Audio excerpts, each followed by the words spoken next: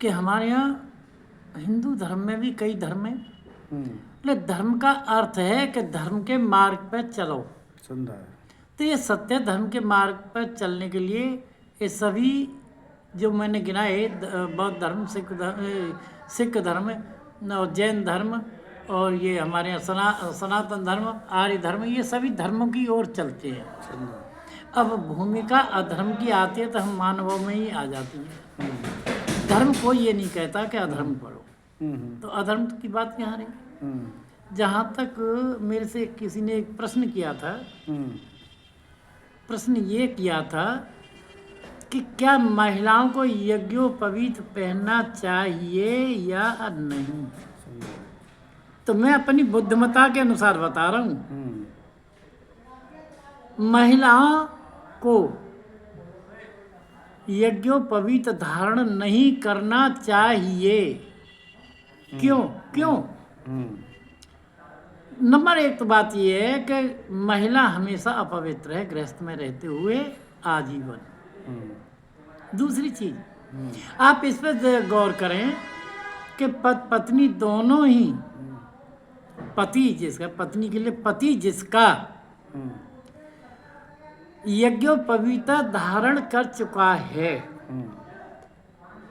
तो हमारे 3 वर्णों को बताया है, ब्राह्मण, वैश्य, क्षत्रिय, तीनों के विषय में कह रहा हूँ। जब वो गुरुमुखी हो चुका है तो पत्नी का कर्तव्य है कि पति के गुरु को ही गुरु माने। और पति जब तक कुमार अवस्था में है तो हमारे यहाँ यज्ञोपवीत का होता है जोड़ा। उसमें जोड़े में से एक पहनेगा, पूरा जोड़ा नहीं पहनेगा। दूसरी चीज, जब पति बन जाता है, विवाह संस्कार उसका हो जाता है, तो जोड़ा पहनने का अधिकार है। अर्थात पत्नी का यज्ञोपवीत, अपना यज्ञोपवीत, एक ही यज्ञोपवीत है। ये परमात्मा ने शरीर 2 दिए हैं लेकिन एक है। जब हम विवाह संस्कार के उपरांत एक बना करके चलते तो 2 है कैसे गए? पति अलग पहने, पत्नी अलग पहने, ये विषय हमारी समझ से बाहर है। पति को ही अधिकार है। रही गायत्री की, गायत्री मंत्र में बहुत बड़ी पावर है। ये तीसरा सवाल है मेरा, कि नारी हमेशा पुरुष से कमजोर रह के चली है। शक्ति है वो, लेकिन उसकी शक्ति तो स्वयं पति में है ना, पति से जुड़ गई है ना। तो फिर पत्नी अलग से अधिकार नहीं रखती। पति जो कार्य कर रहा है, जिसको गुरु मान चुका है, वह पत्नी का भी गुरु है। यहाँ तक है कि जब संतान होगी तो संतानों का भी है, लेकिन संतान उसे कुल गुरु की उपाधि देगी, गुरु की नहीं देगी, कुल गुरु। संतान स्वयं फिर यज्ञोपवीत कराए, उसके गुरु होंगे। स्त्री का कहीं नाम नहीं आया किसी भी, मेरे लिए अभी तक पढ़ने को न किसी पुराण में मिला है। भाई वेदों का अध्ययन मुझे कम है, बहुत कम है, लेकिन पुराणों में कहीं चर्चा ऐसी आई नहीं है किसी पुराण में। हमारे जो भी कोई विद्वान इस बात को रखते हैं कि ये स्त्री यज्ञोपवीत की अधिकारी है, तो मेरे हिसाब से तो मिथ्या है। वो उनके पास कोई प्रमाण हो तो उजागर करें, उजागर करें। भाई विद्वान नाना प्रेम में ही कोई नहीं है, हमारे अनेकों विद्वान मौजूद हैं, हमसे 1000 गुने ज़्यादा विद्वान हैं, इसमें क्या बात है। तो विद्वानों के दृष्टि में मैं ये डालना चाहता हूँ कि मेरी समझ से मैंने जितना भी पढ़ा है उसमें यज्ञोपवीत नारी को धारण करने का अधिकार नहीं है, पुरुष को है। हर पुराण कहता है पुरुष को है, और आज की परंपरा ये हमारे यहाँ सनातनी परंपरा है कि पुरुष को यज्ञोपवीत धारण करना चाहिए, तो नारी को नहीं। नारी मैं कई तरीका से समझा चुका हूँ कि हर समय पवित्र है, पुरुष हर समय पवित्र नहीं है। तो इस दृष्टि को लेते हुए हम चलते हैं। तो धर्म तो हमारे यही कहेंगे, धर्म तो हमारे सभी धर्म अच्छे हैं। मैं धर्म के खिलाफ कभी नहीं बोलता, क्योंकि धर्म से जुड़ा है धर्म। तो धर्म है तो अधर्म की तो बात ही करना बेकार है। ये हमारे बंधु अलग अलग जो होते जा रहे हैं, ये अपने अपने मतों के अनुसार, जैसे कि उदाहरण आता है मेरे पास कि कनक कनकते सौगनी मादकता अधिकाय, या खाए बोरात है वह पाए बोरात। अब इसी को ले लीजिए, कनक कोई अर्थ निकाला कुछ, कोई कुछ, कोई कुछ। तो ये अर्थों के ऊपर बात है कि कोई हमारा धर्म सनातन धर्म से जो अलग हुआ है उसका मत कुछ और हो गया है? हमारे और धर्म है, सब धर्म। लेकिन एक अच्छी बात मुझे लगती है बस कि तुम सब धर्म के ही रास्ते पर हो, अधर्म पे कोई नहीं जा रहा है। अधर्म के रास्ते पर तो मूर्ख हो जाते हैं। तो धर्म की बात जहाँ तक है सब सही है।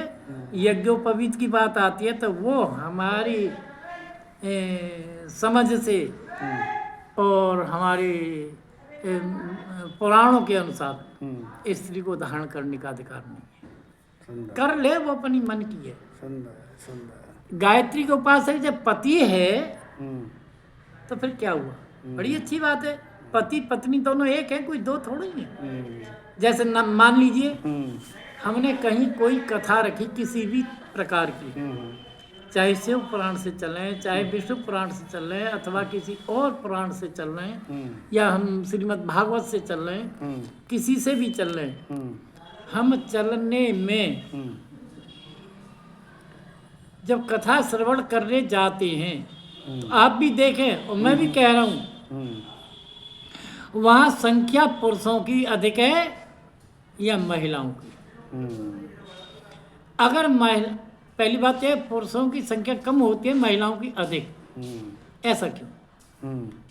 ऐसा इसलिए होता है कि पुरुष धन उपार्जन करने के लिए अपने किसी भी जिस क्षेत्र से भी कर रहे हैं, चाहे व्यवसाय से, चाहे नौकरी से या मजदूरी से, तो वह अपनी जीविका के साधन को अपनाने जा रहे हैं। अब वहाँ पर जो समय किसी कथा का है, उस समय उसकी दुकानदारी का है, उसके फैक्ट्री का है, उसकी कंपनी का है, उसकी मजदूरी का है, तो बेचारा जा नहीं पाएगा। तो वहाँ अधिकार मिला है कि पति की पूर्ति वहाँ पर पत्नी करने जा रही है, यानी वो श्रवण करने जा रही है कथा। सुंदर। वो चर्चा अपने घर पे आकर करिए, पति का भी बड़ी प्रसन्नता होती है। तो पति पत्नी एक दूसरे के पूर्ति करने वाले हैं। हैं? पति की जगह पे पत्नी, पत्नी की जगह पे पति भी पूर्ति करने वाले हैं, क्योंकि ये दोनों एक हैं। एक चीज और लाया हूं मैं इसमें निकाल के, पति अगर कोई अपराध करता है तो पत्नी भागीदार है। पत्नी अगर कोई अपराध करता है तो पत्नी भागीदार है। तो पत्नी दोनों एक दूसरे के भागीदार हैं, अच्छे कामों में, धर्मार्थ काम में, व्यर्थ के काम में, अपवित्रता के काम में, अथवा ये कहो कि बिल्कुल विपरीत। तो पत्नी विपरीत जब हो जाए तभी तो विपरीत है। विपरीत कोई नहीं, एक से दूसरा जुड़ा हुआ है। जोड़ा ये जिस समय प्राण ग्रहण संस्कार होता है उसी समय तो ये जुड़ गए। प्राण ग्रहण संस्कार का अर्थ है कि हाथ थामना आजीवन को। बहुत सुंदर। जब प्राण ग्रहण संस्कार होता है तो एक दूसरे को अधिकार प्राप्त हो गए कि तुम्हारी अनुपस्थिति में मैं, मेरी में तुम। बहुत सुंदर। तो दोनों को ही अपने, और फिर बताइए हमारे यहाँ कि पत्नी पति की राह पर चले। सुंदर सुंदर। एक बीच में मेरा एक प्रश्न है कि जो 7 फेरे होते हैं, जो 7 वचन हैं, उनका भी थोड़ा विस्तार से आप बता दें। देखिए 7 शब्द हमारे यहाँ प्राण ग्रहण संस्कार के समय पर हैं कि ये हमारे यहाँ पे गृहस्थ आश्रम को सुखपूर्वक चलाने के लिए हमारे ऋषि मुनियों ने, आज नहीं, ये बहुत पुरानी परंपरा है। आपने एक नया विषय डाल दिया, ये आज का नहीं है। इस भूमंडल पर सर्वप्रथम अगर कोई विवाह हुआ था तो भोलेनाथ का अर्थात शिव का। वहाँ शिव गौरी के वाक्य थे। गौरी जी से शिव ने कहा जब परिक्रमा हो चुकी तभी आइए, अब हम अपनी कुटिया पे चल रहे हैं। तो गौरी जी ने स्पष्ट कहा, माँ पार्वती ने जिनसे भी विवाह हुआ है, जिनसे भी विवाह किया उनके साथ, कि मैं चलने को तैयार हूँ, मैं मना नहीं कर रही, चलूंगी, जरूर चलूंगी, क्योंकि आपने मेरा हाथ थामा है तो मैं चलूंगी। लेकिन मुझे एक शंका है। शंका ये है कि आप किस स्वरूप में मुझे ले जाएंगे, क्योंकि मैं पाण ग्रहण आपने किया है, आपने मुझे लिया है, लेकिन ये नहीं बताया किस रूप में, या रूप को दर्शाया है किस तरह से। आप अपनी बहन के समान ले जाएंगे, या बेटी के, या पत्नी के रूप में, या माँ के रूप में। तो बोले पत्नी बन के चलोगी, तो पत्नी ऐसे नहीं बनते। पत्नी है कि वाम अंग आप मुझे धारण करें। तो शिव कहते हैं वाम अंग बिल्कुल रिक्त पड़ा हुआ, आओ विराजो। कि ऐसे वाम अंग में विराजने के लिए, पत्नी बनने के लिए कुछ गृहस्थ के सिद्धांत होते हैं। मुख्यतः मुख्य सिद्धांत बहुत नहीं, लेकिन मुख्य वो क्या है कि हमारा जीवन खुशमय रहे, सुखी रहे। तो वहाँ दर्शाया है गौरी जी ने। मैं गौरी जी माँ पार्वती इन्हीं को कहता हूँ, जो शिव की अर्धांगिनी उन्हीं को। कि सुनिए, सबसे पहली बात तो ये है, कभी भी आप तीर्थ यात्रा करें, यात्रा नहीं, यात्रा तो नवानो कैसे कैसे हमें करनी पड़ जाती है। यात्रा ऐसी होती है जो हमें साथ नहीं रखनी। वहाँ कहा कि तीर्थ यात्रा करें तो मुझे साथ रखें, और हम दोनों के बीच में यात्रा करने से पूर्व सलाह होनी चाहिए। कि हम जिस दिन आप जा रहे हो उस दिन शायद है कि मैं इस योग्य नहीं हूँ, नहीं जा सकती, तो हम आगे पीछे भी जा सकते हैं। ये पहला वाक्य है। फिर दूसरे वाक्य में कहते हैं यज्ञ करें अथवा दान करें, कोई भी काम करें, तो बिना अर्धांगिनी के न यज्ञ पूरा है न दान। यज्ञ दान करने में भी पहले परामर्श, तो परामर्श हर वाक्य पे दिया है, तो परामर्श करें। फिर मुझे साथ लेकर के यज्ञ करें तो यज्ञ आपका सफल है। बहुत सुंदर। दान दे रहे हो, दान आपका सफल है। बहुत सुंदर। फिर तीसरे वाक्य में कहा है कि आप कितने समय के लिए मेरा हाथ थामा है, कितने समय के लिए, कितना समय आप देंगे मेरे लिए। तो वहाँ कहते हैं कि आजीवन, कि मुझे आजीवन ही तो चाहिए। ये नहीं कि अब है फिर नहीं, कैसा फिर, तो आजीवन। ये तीसरा वाक्य। फिर अगले वाक्य में कहते हैं कि मैंने जो भी प्रश्न है, ये प्रश्न नहीं, एक तरह से मेरी शिक्षाएं जो हमारे गृहस्थ को सुखी में बनाएंगे। आपकी आमदनी क्या है? ये मैंने क्यों पूछ लिया? पूछने का मेरा अर्थ है कि मैं हूं आपकी पत्नी, तो पत्नी का कर्तव्य है कि पति की जितनी आमदनी हो उसी के अंदर अपने गृहस्थाश्रम की पूर्ति रखें। गृहस्थाश्रम खाना पीना, रहना सहना, ओढ़ना बिछाना, सारी चीजें, और कुछ हम धन की बचत भी करके चलें भविष्य के लिए। किसी दिन हमारी आमदनी कम रहेगी तो वहाँ पूर्ति हो जाएगी। कभी कोई याचक हमारे पास आ जाता है तो कुछ उसमें से हम दे सकते हैं। यहाँ दान वाली बात नहीं ला रहा हूँ। याचक कोई भिक्षा के रूप में लेने आ जाता है तो वहाँ पूर्ति जो हमने धन बचत करके रखी उसमें हो जाए। इससे हमारा आदर सम्मान बना रहेगा। कमी आने पर हम किसी के आगे ये नहीं कह सकते कि हमें कुछ धन चाहिए, ऐसा कुछ नहीं कह सकते। इससे आगे फिर बढ़े, आप कभी भी कोई भी चीज खरीदने बेचने जा रहे, खरीद रहे या बेच रहे, तो उसमें हमारा कर्तव्य है कि दोनों परामर्श करें। हो सकता है